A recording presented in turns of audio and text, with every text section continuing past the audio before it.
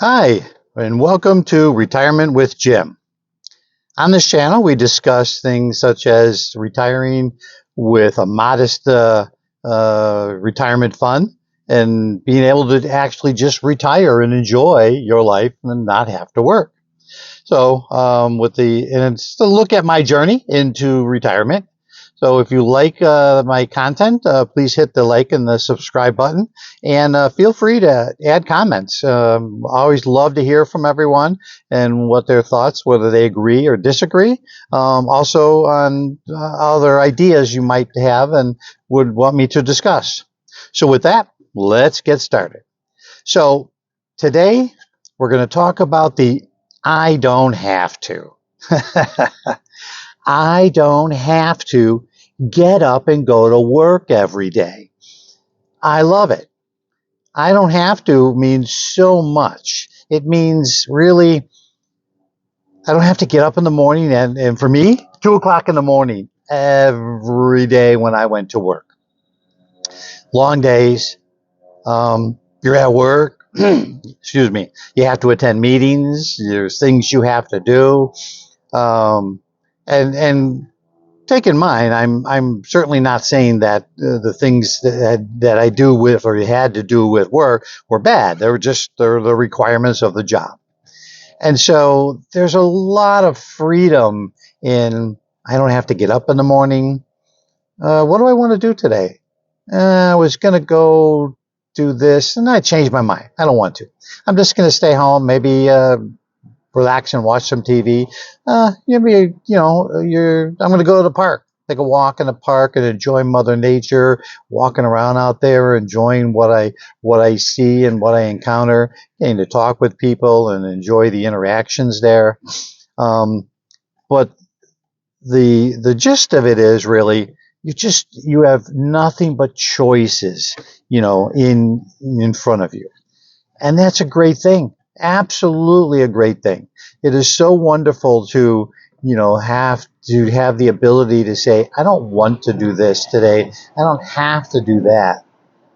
You know, and it's all about freedom. So as you think about your life, and what you're doing, my wife and I have spent some time traveling. And the nice thing about traveling, unlike a maybe traditional vacation where you have a set defined time and an amount of days you're going, well, you're retired. You're on like a permanent vacation. So you go somewhere, you decide, hey, you know what? I want to explore this area a little bit more. I don't want to have to worry about whether I have to be back at work. I have to go and work within the confines of that time limit. That time limit doesn't exist anymore. So if you suddenly find yourself wanting to spend more time exploring something or spending an extra day, whether it's to, go out and shop, travel, explore, you have that freedom. You can just say, okay, I'm gonna stay here an extra couple of days. I like what I'm doing, what I see. So it's kind of nice to have that freedom.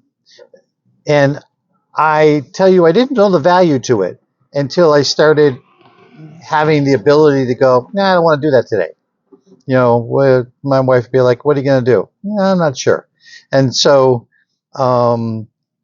taking it as it comes along gives you a lot of freedom. I'm going to go do this. I'm going to go do that. And you find yourself really enjoying your day. You also, you slow your life down.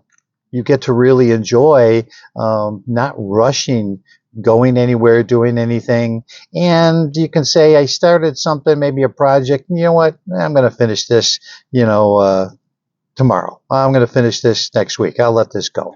There's no rush to it because it's not like it's that important.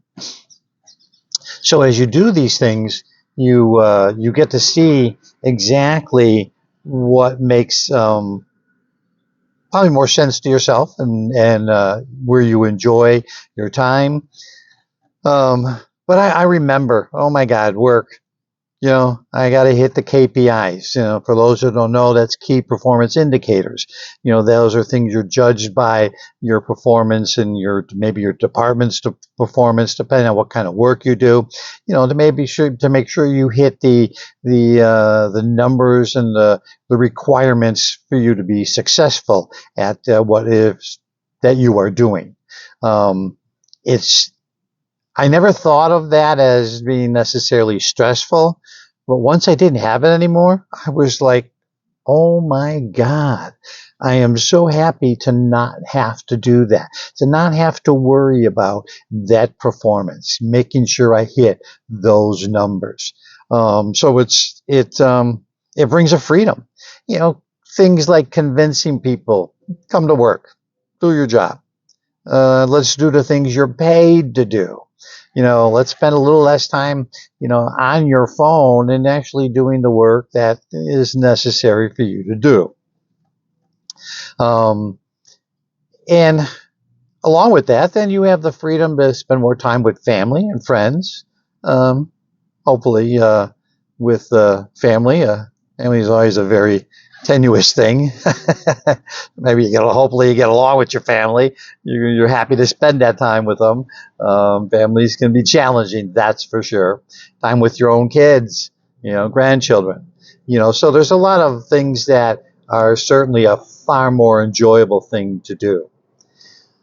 So, the I don't want to's really start to come into play when you start having that time to go, yeah, I want to go here. I want to go there. I want to enjoy. And it's not always necessarily about, traveling all around the country or where, traveling is great, but there's a lot of things locally you can do. A lot of events and things that maybe you didn't have the time for or never took the time for. And whether they are community events, art fairs, craft fairs, local things that happen, events that, they have maybe concerts and things that, within your community, depending on where you live. There's just all kinds of things. I live in a community. I've, got an HOA and all the amenities that come with it. I never really took a lot of time to enjoy that. Now I get to enjoy that time all the time. And that is, really a nice thing. So I'm really enjoying that freedom. And really, it is all about freedom. So the freedom to, do what you want and to make the choices that are relevant to you. And keep in mind that the freedom that you have, it comes with planning. So when I say about retiring on a modest income and this doesn't happen overnight. My plan with my wife and I, it was 2 to 3 years in the making. So we really had to give a lot of thought to our lifestyle, what we were doing, what we maybe needed to put behind us, and certain things that we had to solve to be very comfortable in our retirement. And so keep in mind that as you do this, that as you're going forward, don't let anyone tell you that you can't retire. Don't let anyone tell you that you have a need for $1 million or $2 million. Because I'm here to tell you that just isn't absolute. That's absolutely not true. You can retire and enjoy your life on much less and live a comfortable life and be very happy. So, so don't listen to everything you see and hear,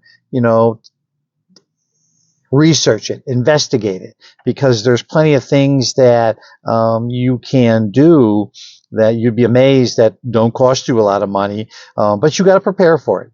You've got to plan for it. You've got to take into account the things you need to get done to be ready for it. But once you do that, I guarantee, you've got a plan in place and you hit that target, you are going to be nothing but happy and say to yourself, why didn't I do this sooner? So with that, I'm going to tell you I will sign off and Hope to hear from you and see you in the next one.